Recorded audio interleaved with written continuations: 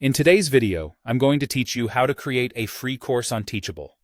By the end, you'll know exactly how to set up a course and make it free so anyone can enroll without paying, perfect for lead magnets, onboarding lessons, or community training. First, sign into your Teachable admin area. From your dashboard, look for the Courses section. This is where all of your classes live. Click Courses, then select New Course. Teachable will prompt you for a title and an author. Choose a clear, descriptive title that tells students exactly what they'll learn. Don't worry if you're not sure yet, you can edit it later.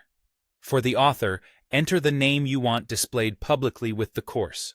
If you're part of a team, this might be the instructor's name or your brand, depending on how you want to present the course to students. When those fields look good, click Create Course.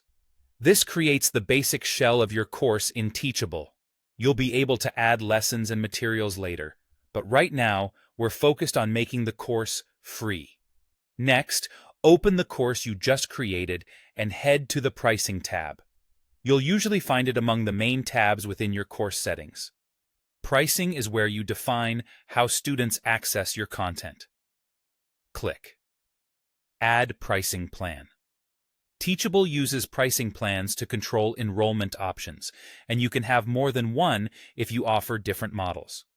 For our purpose, choose Free as the pricing type. This is the key selection that allows students to enroll at no cost. Free pricing means there's no checkout to complete. Students can sign up directly with a single click, which removes friction and helps you grow enrollment quickly. Once you've chosen Free, make sure to save. Saving applies your changes to the course and adds the free plan to your pricing list.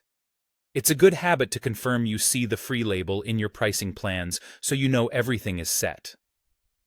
With that in place, your course now accepts enrollments without any payment required. That's it.